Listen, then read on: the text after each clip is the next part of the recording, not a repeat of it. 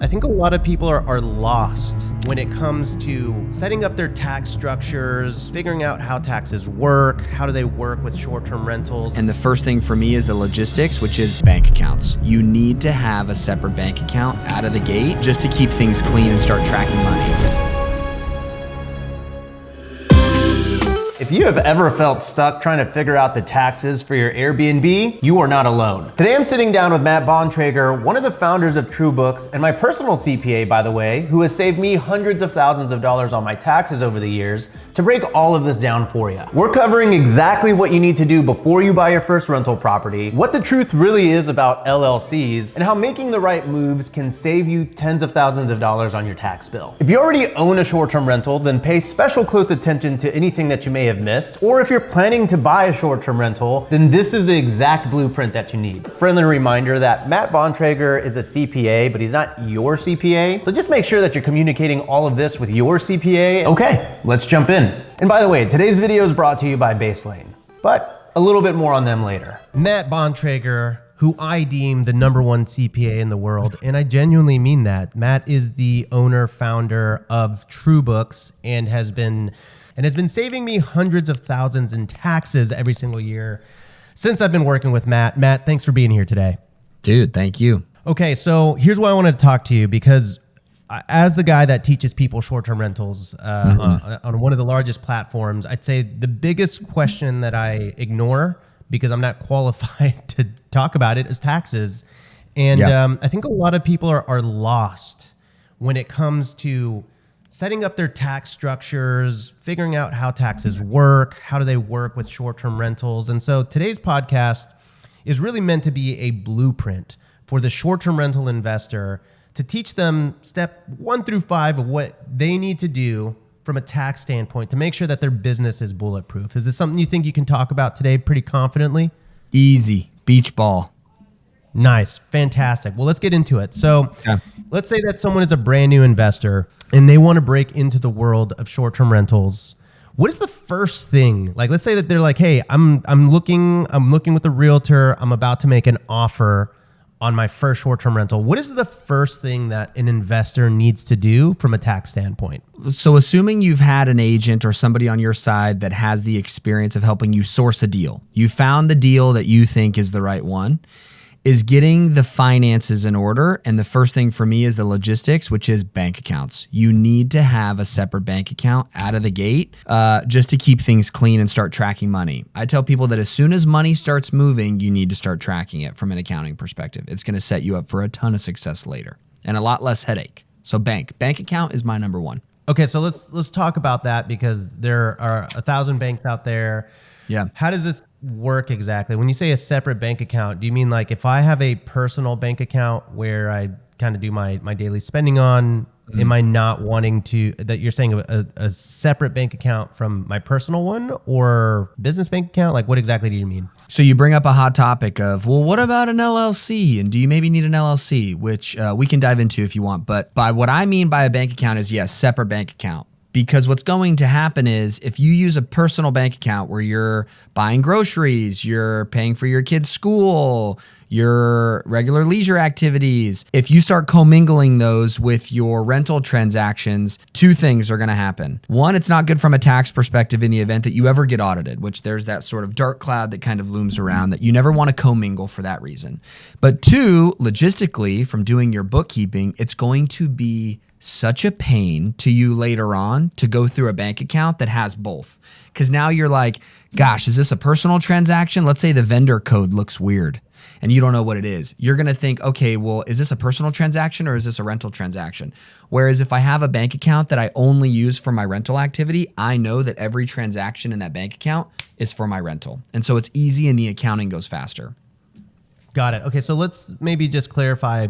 I mean, it may be fairly obvious for people listening, but co-mingling, the concept of that basically meaning if you're co-mingling funds, it means that you're running business expenses or, like rental expenses through your personal bank account. And so I'd imagine that causes issues.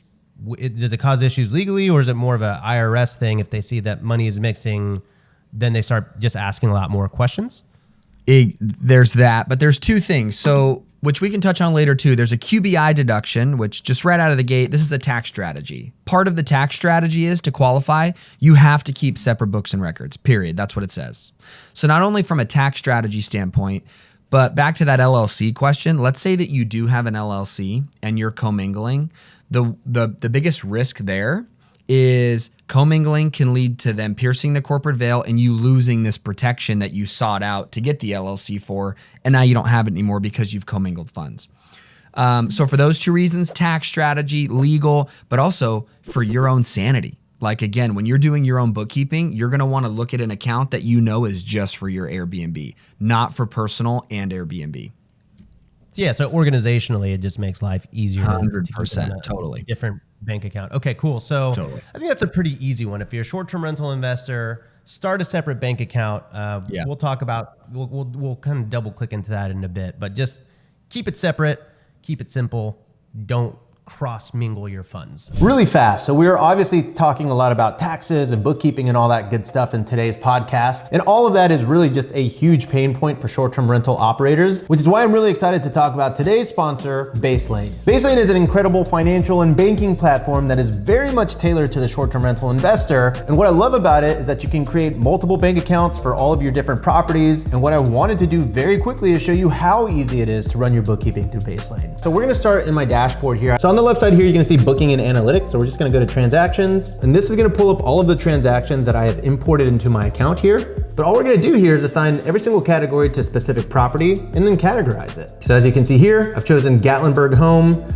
This one here is for my LA home. But as you can see here, I am just going through and through and through, and I am just assigning a property to every single expense. All right, this is a home survey, so I'm gonna go legal and other professional fees, survey fees, great, Home Depot, that is repair and maintenance. We're gonna go repairs and then repair supplies. And now I just do that for every single transaction in my account. And once you've categorized all of your expenses, you can head on over to analytics and reporting to have a clear snapshot of the actual cash flow of your property. All in one very easy to read portal. Baselane really does have all of your bases covered. Nice one, Rob. On top of that, your checkings account earn a pretty juicy APY, and there are really just so many other benefits. I highly recommend Baselane, and I'll leave a link in the description down below for you to sign up. Okay, back to the video. Okay, so what is step two? Step two is, and I don't know if it's so much of a, like it's its own step on its own, but sort of a sub of one, is a separate credit card. If you ask me, I don't walk around using a debit card for purchases, and I don't think many people nowadays do either. There's good point systems and reward systems in place. I would, and plus credit is a lot safer, so I would get a separate credit card as well for that activity, because you're really gonna need the bank account for income, all of your deposits, maybe your down payment for the property, things like that. And then as you start to incur costs for running the property operationally, you should have a separate credit card to track those as well. So again, you wouldn't wanna have a separate bank account for the property, but yet use the same credit card that you spend, again, for your groceries and things like that, and also your rental property. So separate bank account, separate credit card are my first two. You bring up a question that I guess I have. So you're saying your income goes into the bank account, your expenses come out of your credit card. Is there an actual technical difference or kind of reason for doing that versus using a debit card? Or are you just saying to use most people opt into the credit cards just because of the points? For two reasons. I think that it's a smarter financial decision to use a credit product to spend money, whether it's for personal spending or a business, because again, these reward systems, whether it's, I'm a cash back guy. I don't care about what restaurant points you're going to give me and the gas points. I just want the cash back. But again, those reward systems are nice. So I think that your ROI is better for using a credit card. Mm-hmm. And two, the safety and security of it, right? You don't want something linked directly to your checking account or your savings account. So if you ask me, I would not use a debit card for any spending. I don't use a debit card for anything other than getting cash out of an ATM. I guess that's true. I mean, I know banks will reimburse you if someone steals your debit card, but I feel like with credit cards, it's just like a lot better, a lot easier. Yeah. You got Amex that have these guarantees, Visa, stuff like that. So you'd much rather have the fraud occur on a credit card over a debit card.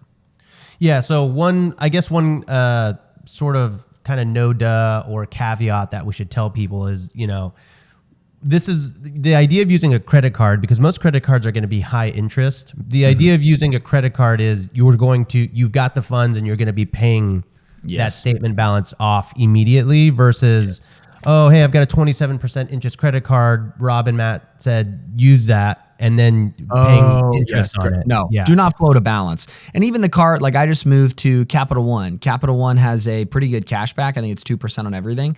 And it works really like a charge card. So you have to pay it off every month. My 2 cents as a CPA, get out of consumer debt, which is just simple credit card debt. So yes, thank you for clarifying. When I say go use a credit card, go get a credit card, it is for logistically using it for your spend for running this business that you are now running, not to float a balance month to month, because that's not a good debt tool if you need debt. Correct. Yeah. And it can become a runaway train pretty easily. You know, I will say, I have been moving over to, a debit card quite a bit in my personal life. What? No, all right. I know that sounds bad. And I feel like I spend less, you know? There are studies that say, like, when you use a debit card over a credit card, well, actually I don't know the studies. I'm not going to cite that right now. I would agree though, psychologically for sure, cuz you're spending your money instead of someone else fronting the bill. I got to go look at my bank account and make sure I got the money in it. And it's been an interesting tool for decreasing costs. So I wouldn't say like there's not a reason for it, but I'm also just going through a whole renaissance of like how I view money now. I think for all of my properties though, we use credit cards for the record. Yeah. Okay. So step 2, get a credit card. And so these are interesting step 1 and step 2s because I guess I got to ask. I mean, I think everyone probably is like shaking their TV right now. What about an LLC? I thought you need an LLC to like buy a property. I guess why wouldn't that be step 1? One is purely because you don't need it.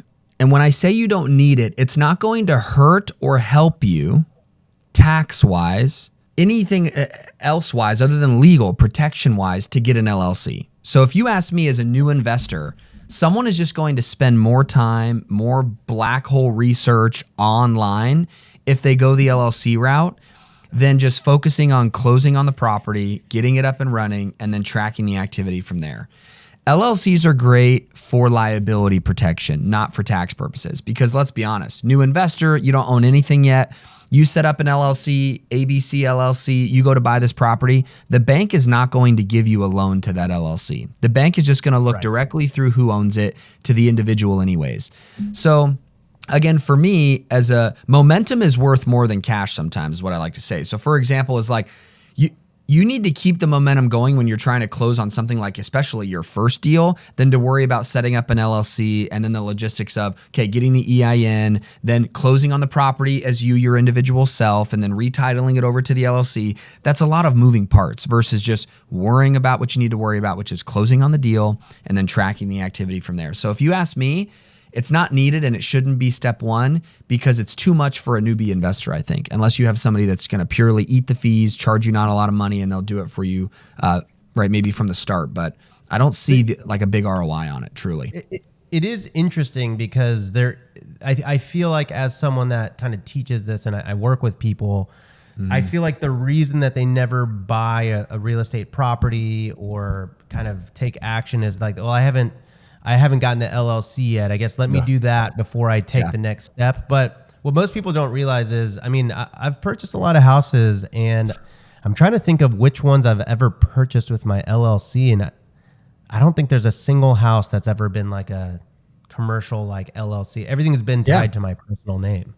And then you just got to move assets around after. And that's where I'm like, and maybe that's one of the big misnomers, like you saying it out loud helps me understand, is maybe people are so stuck in the thought of thinking that they need to do that out of the gate versus just, again, worrying about closing it into their personal name, getting things logistically running to run it as a business, and then put it into the LLC later. That is totally fine. And that's totally doable.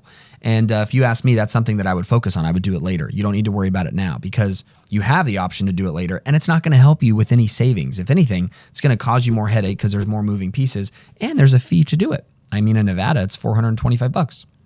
Right. So let me ask you this, because this is the other kind of point of contention that I see, not just with newbie hosts, really with anybody in the real estate world. A lot of people get scared, I think, that, hey, I have all these expenses And then if they start an LLC, all of a sudden they can't count those expenses towards this like real estate venture, but you can retroactively kind of move expenses over, assign them to your LLC after the fact? Yes. The way to think about it is when you start a rental property at the end of the day, let's say you buy it in January personally, and then in June you move it into the LLC. At the end of that calendar year for that specific property, even if the property is owned in the LLC, that property's activity for taxes is going to be reported on your personal return anyways. So if you ask me, you buy it 6 months later, you put it in the LLC. At the end of the year, all of that activity, all of the expenses that you had before you had the LLC, all the expenses that you have after are going to come together on one form anyways. On the same return. Schedule E, baby. So that's where all of it gets reported. So if you ask me, it doesn't, like you're still gonna, don't think that because you don't have an LLC, you can't take deductions. And as you said, don't think that if you set up an LLC later, you can't take the deductions that you previously had. That's not the case at all. That's so crazy for me. You're gonna get me going on that. That's so crazy to even think about. That's like people making it harder in their head, but I get it. Tax and finance is a black hole for people not in it, but totally not the case. I'm telling you, dude. It's crazy. That's crazy. Thing. That's because like, a lot of people are like, yeah, that's not even a thought I would ever have. They're like, oh, well, I won't be able to write it off. Like I have to have the LLC first before I write it off. And No. Like I said, there's only so much I can say because I'm not a tax person, but I'm always just like, why don't you book a call with True Books and they'll tell you how it works. Yeah, we'll help you. The other day we buy lemonade, little lemon. I'm always trying to support little, like if I see a lemonade stand, dude, I got a couple bucks for sure. I'm buying something, support little entrepreneurs out here. But it's like, for example, that kid that I just paid $2 to for a few cups of like lemonade for my kids, everything they had sitting at that table is deductible. Do you think that kid has an LLC? No. So in that simple example there, it's just showing you do not need an LLC to write off things that you are spending in pursuit of profit. Right? If it's a true business activity, and that's what it is too. Don't think that the LLC is what designates you as truly having a business activity. You don't need the LLC for that. Yeah. Now, interestingly, you kind of do need the LLC eventually, I would say. I guess for sure, for protection. I'm sweating as I say this because this isn't my zone of genius. But what I mean is like if you want to get like a business credit card, if you want to sign up for a business bank account, then an LLC is typically needed for those things. LLCs is what you're going to need, exactly. And that's why at that point when you're going to need it, it's risk tolerance. Hey, I got too many of these that I own personally. I think it's time to separate that risk from myself and make these a standalone activity. That is something that you'd set up an LLC for, right? There's a million different reasons, but mainly it's going to be legal. Tax reasons, we talk about S Corps. We like the S Corp. That's more for operational businesses, not so much a passive business like rentals or even, again, Airbnbs being a little bit more passive sometimes. But mainly legal. Okay, so then really it's more, I guess the moral of the story is it's not like I'm going to be a real estate investor. I have to get the LLC now. It can be a transition period where you open a personal bank account. You can open a personal credit card, keep them separate from, your kind of main day-to-day things. Yeah, personal spending. Yep. Right, your personal spending. But you can open a personal credit card and bank account as long as those are dedicated to your rental property. Yep. Eventually, if you want and you need to, and you're at that point where, hey, I do want the LLC, I've got the time to research it now, I can work with an attorney to set it all up, whatever it is, you can kind of transition all those expenses over. Exactly. If you ask me, take all that time and attention that you would spend on if you need an LLC, where to set it up, who to set it up, how much to pay for it, and just worry about tracking your money when it comes to the property, you'll be in a way better spot. You will be so happy that you did that. I would like a greeting card after. Let's talk about that because I think that's kind of the next step, right? So step 1, open a bank account separate. Step 2, open a credit card separately. Step 3, we kind of start digging into the idea of tracking expenses. So maybe just clarify exactly what does that mean from a tax standpoint, and what is that actual step 3? Like, how do you quote unquote track expenses? Yeah. So there's starting high level at this step. There's 2 routes you're going to go. There's a spreadsheet where you're going to just track transaction by transaction, things that occur as you set this property up and get it going, get it to market. or you're going to go with something like a software, like a QuickBooks or a Stessa or something like that. I'm a QuickBooks fanboy. I'm not paid to say that, but that's what we run all of our clients on. I run my personal books and rentals on QuickBooks. It's just easy. But you see, it's all of the importance around this step is, okay, I have my bank, I have my credit card, I found the deal, I bought the deal. I need to start tracking where the money is going. And the reason is this gets out of hand so fast, especially on a short-term rental, because the volume of transacting is so much higher. The supply on the cost side and the income side, you have way more deposits than you do a long-term rental, and you have way more outgoing payments than you do a long-term rental. So the activity builds up so fast, you just need to track it. Tracking it is literally, you could say your bank statement is the best because it's going to have every transaction that occurs as well as your credit card statement. But getting those in a categorical manner, which I think you have somebody now that's doing that pretty slickly, which I mean, I met them, they were great, is that needs to be categorized now. So not only from when you send out 80 grand as your down payment, $150, whatever the down payment is, that's your first transaction. Keep that settlement statement when they give it to you. Your accountant's going to need that. But now when you spend $5 grand to furnish it, another $3 grand, and then you spend another $850 for supplies, and then you go drop $1,200 on Amazon, all of that is starting to pile up, and tracking that categorically is the most important piece about this. And to be honest, it's the most important part that I would say of this video, for me at least. If they left with one thing, starting to track categorically where you're spending your money. Yeah, so, all right. So I want to actually, if you're cool with it, maybe you can open up a spreadsheet and show us what that means. Because categorically, I understand what you mean, but I think for a newbie, they're probably like, hold on, what spreadsheet? I'm confused. Yeah. And I think when you're talking about who I'm using these days, there are banks. Baselane is kind of who they're getting slick. Yeah, they're getting slick with it. So Baselane actually has the ability to track kind of like your expenses, categorize them, and sort of produce sort of like not a P&L per se, but like a very tracked list of expenses that I would then hand over to you and your team, and then you guys go and do all your magic stuff on it. But for the rudimentary person, like, can this just be done in a Google Sheet?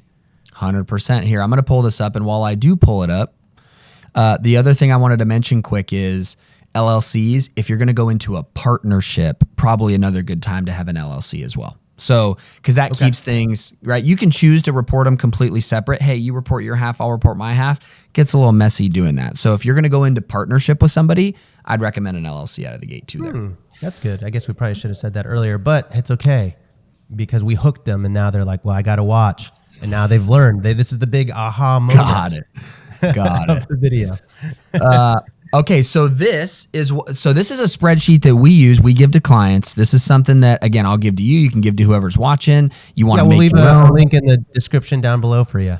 Yeah. So why this is so important is because at the end of the day, picture this activity here that I'm highlighting as what would come from your bank statement. Okay, these are the transactional line items. On May 1st, you can put an example right of a check number.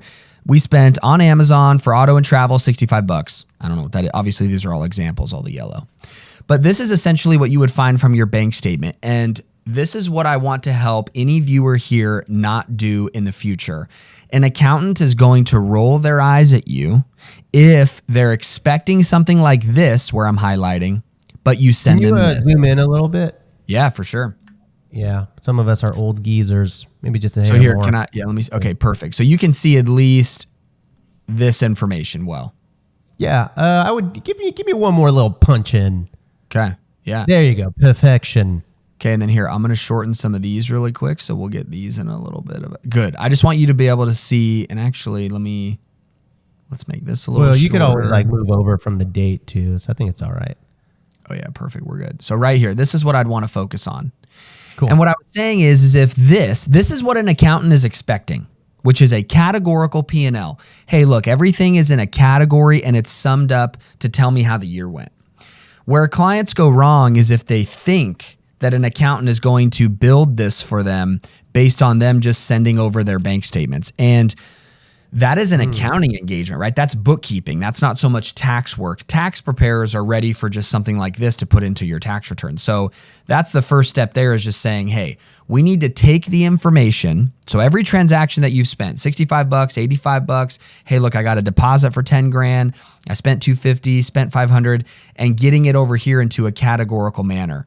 And something like this spreadsheet, what it does is you put in this information here, and then you just plop down for what it is. So let's say there was insurance for $100. You'll see here that it's going to populate on this side over here. And so now you can see the 500, 100 equals the 600 of insurance. Man, this is going to make this so much easier for everybody. Don't forget, everybody. Link in And the again, if you description think down this below. is easy, this is where you're either going to go this route via the spreadsheet, or you're going to use something like a QuickBooks or a Stessa, where their function of accounting is going to work very similar in the sense of you log in, you sync your bank account, and then every time you spend money somewhere, it just pulls the transaction into their software, and then you just click a drop down to categorize it. Very similar to what you just did here. So the whole goal here is, and again, I would just scream this from the mountaintops, to set anybody that wants to be set up for success and less headache, less professional fees, better tax savings, all of it, literally A to Z, is once they get set up, if you do this and nothing else, you're ready to go. Because now if somebody wants to come and sit down and talk tax strategy with a CPA, they're going to need to see this. They're going to need to see what net operating income was. Should we do a cost segregation? All the other like tips and tricks and stuff like that. But this is the backbone. So without So this, basically, this to kind of sum up what it is, it's like, hey, here's all the income that came in, and here are all the expenses categorized. Yep. You made $10,000 net income, and from there you can kind of move forward with tax strategy on, best ways to reduce taxable liability. Exactly, because right, the Mac Daddy of expenses and sort of strategy with real estate is this depreciation. And so what if this property did what this shows here? What if I made 10 grand first year, had some expenses, and I netted 43? Well, hey, I don't want to pay tax on $4,300. Well, if I come in with depreciation expense, I make sure my accounting was done, then I can easily get this to a negative. But what if I come in and I don't have any of this?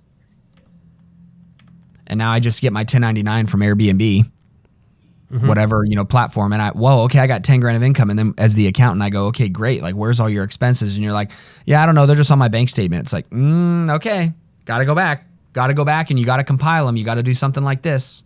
So I know that there's expenses, but we need to see the amounts, right? We need to get them in a P&L together. Right. Okay, cool. Well, actually, that doesn't seem so bad. I think it steps up in complication as you go.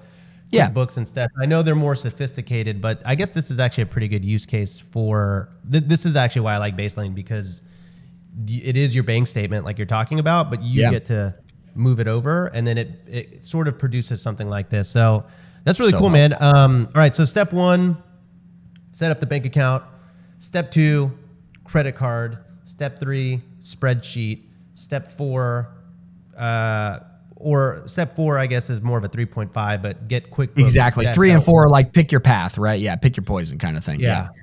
Step 5, book a call with TrueBooks. Just kidding. It's tax strategy. So let's talk about that. Well, obviously, book a call with TrueBooks, because I love you guys and y'all have saved me lots of money. But what is tax strategy, and how does that kind of come together here at the end?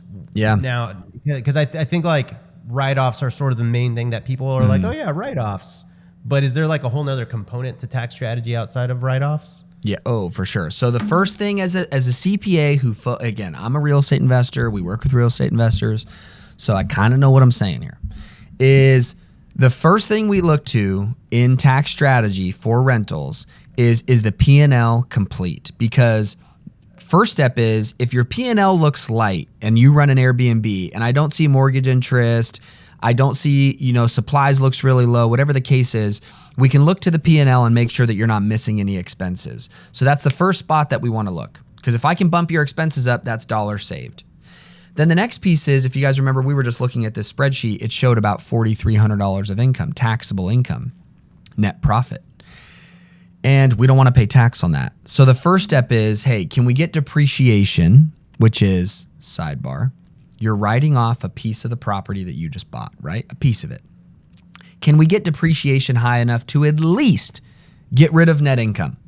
Because hey, the best bet is I have an Airbnb, it cash flows me $5,000 a year. I don't want to pay tax on that $5,000. Let's find a way to get that 5 to like -1. Okay, perfect. My goal, I cash flowed 5. I didn't pay any tax on it. It's tax-free cash flow for my rental. We're cooking, great. But let's step it up a little bit and let's say I went out, did this deal, and my spouse makes $100,000 on a W-2. They're a manager of a department store. What if I can turn that $5,000 of cash flow, and instead of only showing, let's say, a -$1,000 loss, what if I can get that to show like a -$50,000 loss because of cost segregation? So yes, music to my ears. Right? So depreciation, remember, you're writing off a little piece of the property you just bought, a little piece. Cost segregation is, all right, you're writing off a bigger chunk. Just literally for the sake of this video, just think of that, right? Cost seg, you're writing off a much larger piece of the purchase price of that property. And so what that means is, if you don't mind, actually, I'm going to share this again, screen, and I want to show exactly how the numbers work. So let's say I cash flowed, and let's get rid of these. Let's go to the exact example. So let's just say insurance expense for ease of this video. We're going to show this property made us $10,000 of income, $5,000 of expenses, $5,000 of net income. But let's say that depreciation was $55,000. Now I show a -$50,000 expense. Why this is so important that I want to zoom in on this is because this right here, most people ask, can I do a cost segregation study? Yes, you can. All it's going to do is, so remember, give you a larger piece of depreciation.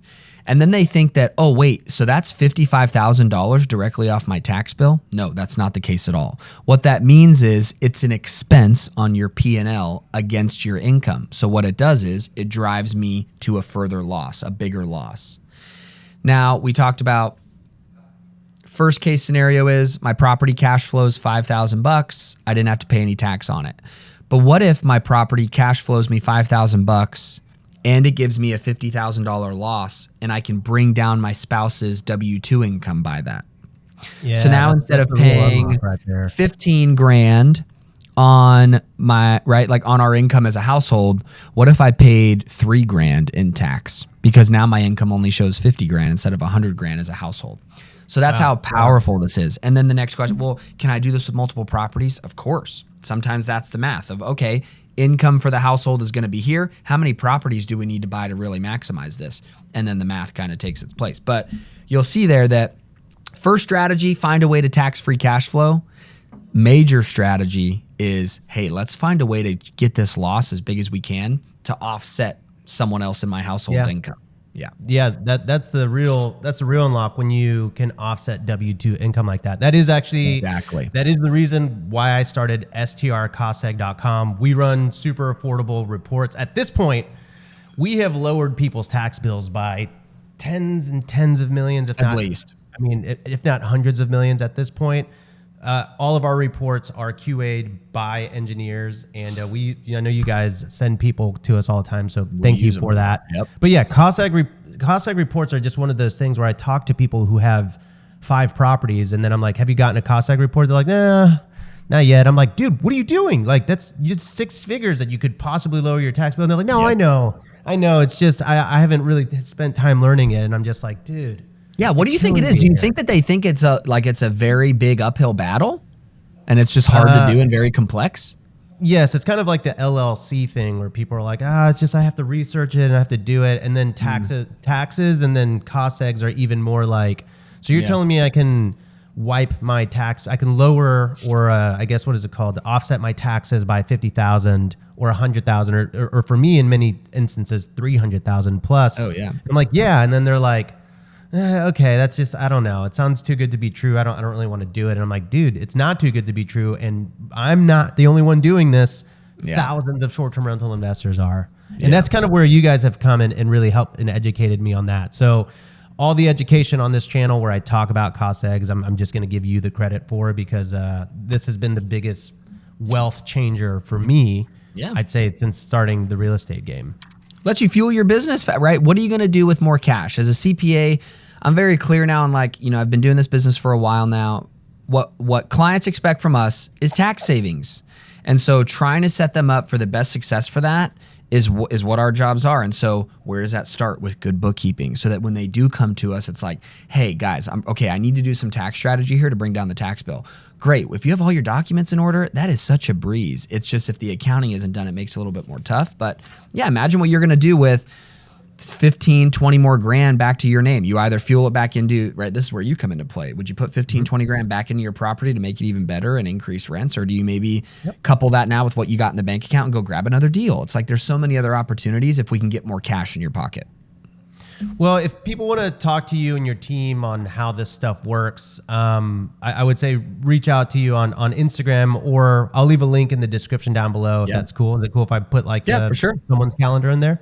Yeah. Well, awesome. Well, speaking of the whole kind of cost segregation and tax loophole, look, if you want to learn more about that and you're like, hey, I don't really know where to get started, I've actually got several videos where I break down the concept in great detail, but I've actually got a whole free tax course that you can watch right here.